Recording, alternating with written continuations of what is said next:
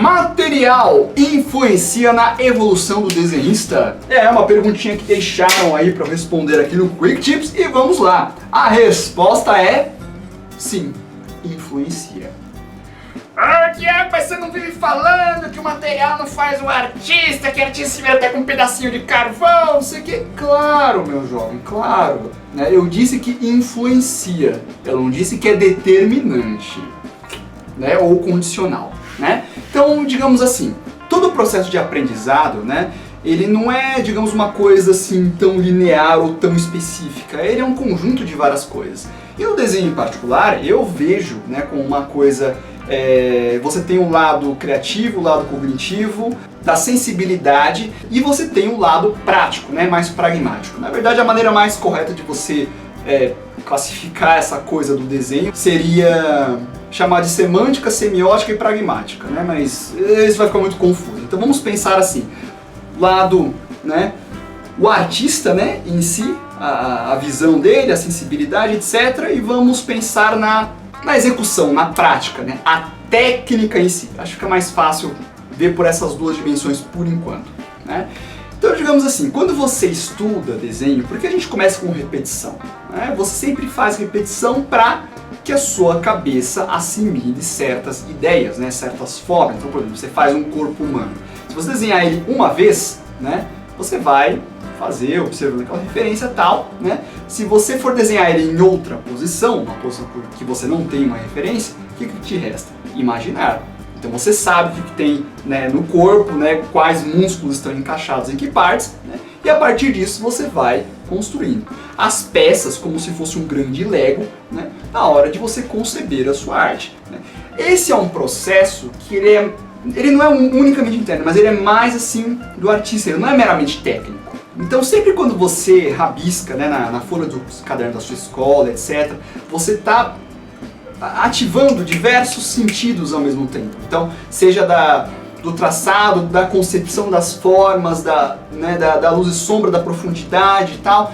E tudo isso é possível você trabalhar com materiais muito simples. Uma caneta esferográfica, um lápis, um papel, ou mesmo carvão e a parede que eu falo, né?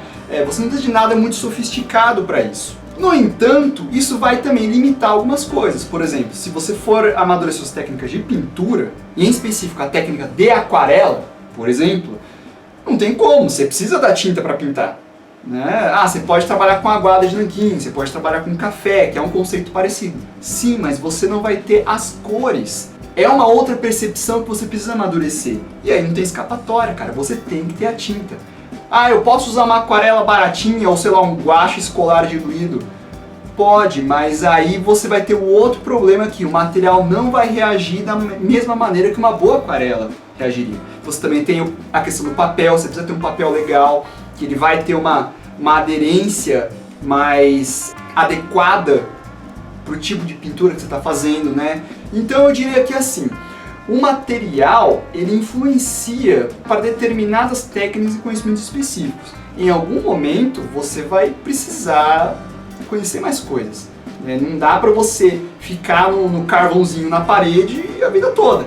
Uma hora você vai ter que tentar coisas a mais. Então, influencia? Sim, influencia na evolução do desenhista. Né? Porque cada vez que você experimenta uma técnica nova, um material novo, uma maneira diferente de você transferir as suas ideias, né, a sua visão para o papel, para um desenho, né, você está, digamos, se estimulando a uma nova concepção.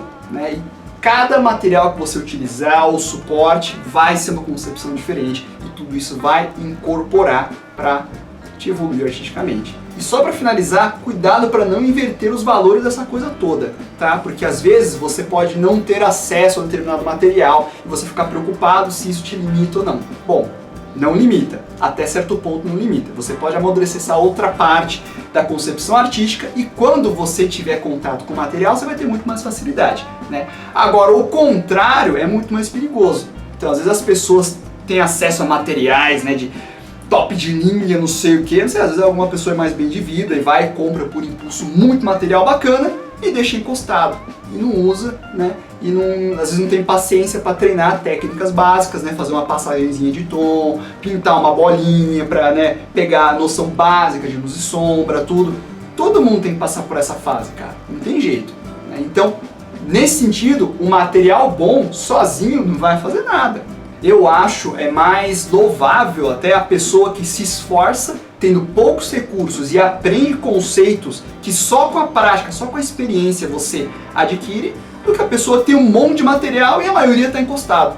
As coisas têm que caminhar juntas, tá? Mas, claro, todo mundo dentro da sua possibilidade, né? E do que dá para adquirir, porque eu sei que muito material bacana de desenho não é barato. Muito bem, então é isso aí. Se você gostou desse vídeo, achou bacana, te ajudou, dá um joinha nos seus favoritos, compartilha nas redes sociais que você possui. Se não estiver aqui inscrito aqui no canal, se inscreva, tá? E deixe sua pergunta que eu respondo no próximo Quick Tips.